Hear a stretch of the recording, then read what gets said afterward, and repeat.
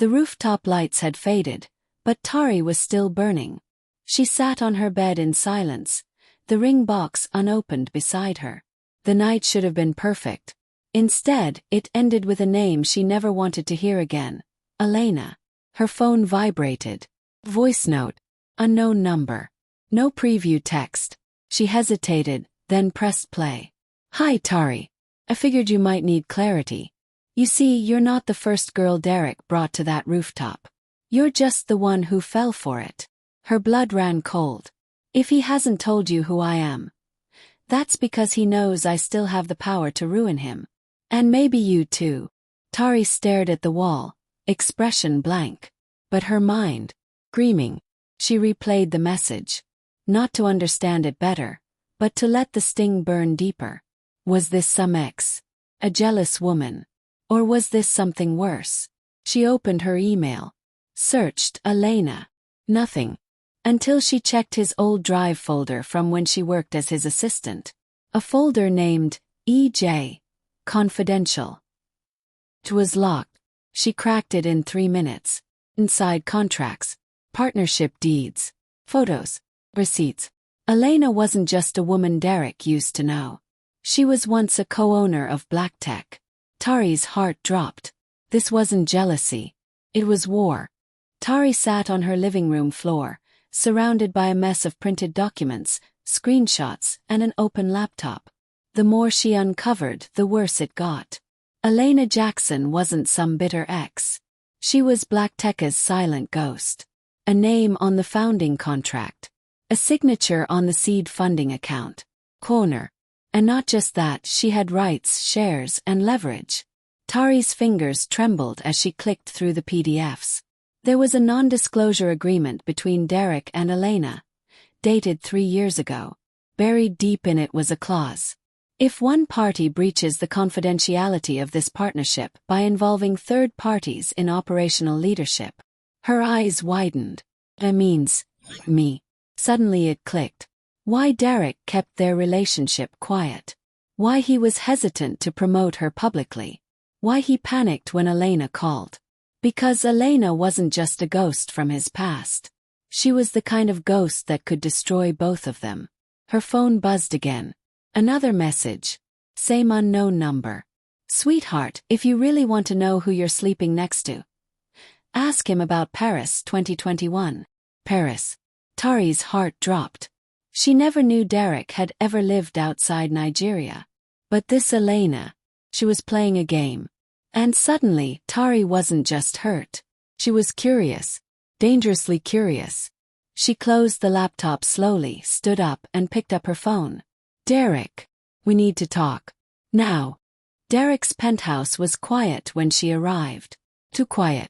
The kind of quiet that follows a storm, or warns of one. Tari didn't knock. He had a key. Not that she cared anymore. He looked up from the kitchen wearing a gray t-shirt, barefoot, eyes tired. You came. I told you we needed to talk. He nodded and gestured toward the couch, but she remained standing. Paris. 2021, she said flatly. Derek froze. You going to keep lying? Or are we finally done with that phase? He stepped forward, voice low. Tari, listen. No. You listen, she snapped.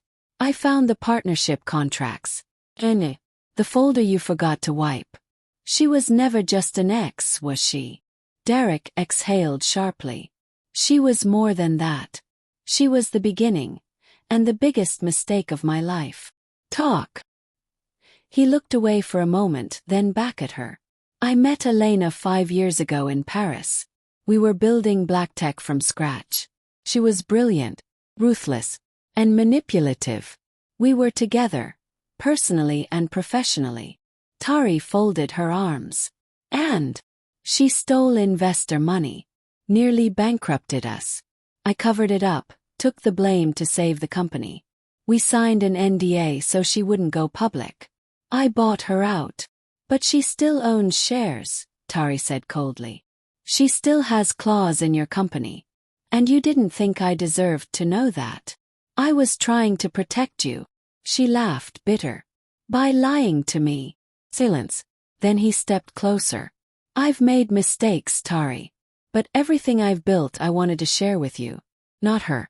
You changed me. Then why do I still feel like the second woman in your story? He didn't answer. She turned to leave. Where are you going? Home. To a place where the past doesn't sit between me and my future. And just like that she was gone again. Only this time it wasn't just about love. It was about trust. The office was unusually tense. Black tech employees whispered in clusters, eyes darting toward the glass doors. Tari stepped out of the elevator and paused. Something was off. Why is everyone acting like the Queen of England's downstairs? She muttered. She didn't have to wait long to find out. The elevator pinged again. And out stepped a woman in a blood-red suit, stilettos clicking, with 2 lawyers flanking her. She looked expensive, controlled, and dangerous. Lena. The whispers stopped. Phones went silent. It was like oxygen had been vacuumed from the building. Tari's heart hammered as Elena walked straight toward the boardroom. She didn't look left, didn't blink. And then she paused right beside Tari. I see they still let you in, Elena said with a faint smirk. Tari raised an eyebrow. Funny. I was going to say the same. Elena smiled wider. You must be the one who sits in the seat I built. Built? Tari laughed softly. No, sweetie. You ran. I stayed. Before Elena could reply, Derek emerged from the hallway. His face dropped the moment he saw her. Elena, he said flatly. Derek, she replied sweetly, walking into the boardroom like she still owned the air. Once inside, she opened her briefcase and dropped a stack of papers on the table. My legal team and I are here to remind this company that I still own 15%. And I am reinstating my advisory privileges effective immediately. Derek didn't flinch. But Tari did. Because now this wasn't just about Derek. This was about her. Being tested, pushed out and disrespected. Right in front of everyone she'd fought to earn. Elena looked directly at her and smiled. Let the games begin. Tari sat alone in her office, heart pounding. Elena had returned. And she didn't just want power. She wanted to erase her. A knock on the glass. She looked up. Lena. In all red. Like blood with diamonds. You're not going to offer me tea? Elena asked, stepping in without waiting. Tari didn't answer. Elena dropped an envelope on her desk. Tari stared. What is this? Money, Elena said casually. Enough to walk away. Clean. No drama. No heartbreak. Tari didn't touch the envelope. You're joking. No, I'm being generous, Elena replied, eyes sharp. I know girls like you. Grew up fighting, climbing, pretending confidence is enough. But trust me, sweetheart. Confidence doesn't beat legacy. Tari stood up. Low. Controlled. You think you're the storm here, she said, voice quiet. But I was raised in one. So if you're offering money, it means you're scared. Elena's smile faltered. You think he loves you, she said. Derek doesn't love anyone. He uses them.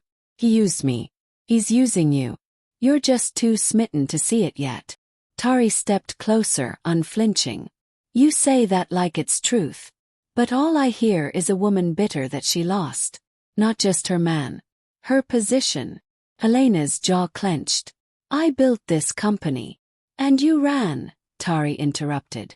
You don't get to rewrite history just because I didn't crumble like you did. Silence. Then Tari slid the envelope back across the table.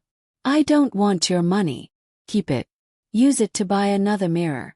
Maybe one that reflects the woman you used to be. Elena stared at her. You have no idea who you're fighting. I do now, Tari replied. And I'm not afraid of her. The black tech boardroom was never this full. Executives, legal reps, PR officers, Derek, Uri, and at the far end of the table, Elena, in black this time as if mourning something, or preparing for burial. Derek cleared his throat. Let's begin. But he didn't get the chance. The head of PR slammed a printed headline on the table. CEO in secret relationship with employee while hiding shareholder truth. Sources say. Everyone froze. Tari's breath caught. What is this? Elena leaned back, casually sipping from a glass bottle. Public interest. Someone must have leaked it. Derek's eyes darkened. You did this. I released nothing, Elena said smoothly. But I did speak to an old journalist friend last week. Lovely woman.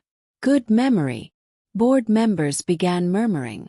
Words like conflict of interest, impeachment, and damage control filled the air. Derek stood. You all knew Tari's promotion was based on merit. I wasn't hiding her. I was protecting her from this. From you. A male board member snapped. Now the world thinks you slept your way into giving her power. Tari's voice rang out. Clear. Deadly. I earned my place before he ever kissed me. If you think a woman's value shrinks because of who she dates, maybe you don't belong at this table. Even Derek looked stunned.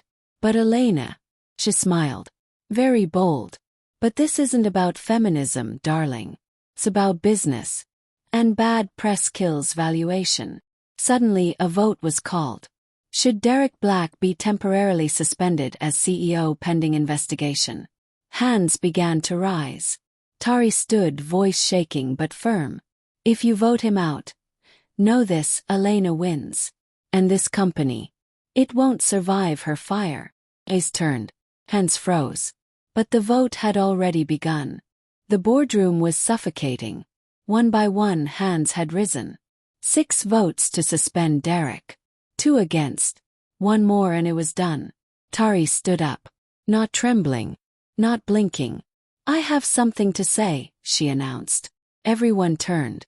Even Elena leaned forward, intrigued. But Tari didn't look at her. She looked straight at Derek. This company is bigger than your ego and mine. It's bigger than our relationship. But it's not bigger than the truth. I love this man, she said. Yes, he said it. And I don't take it back. Gasps rippled. But love didn't get me this job. Work did. Tenacity did. The same fire that built this company when it was just him and a laptop.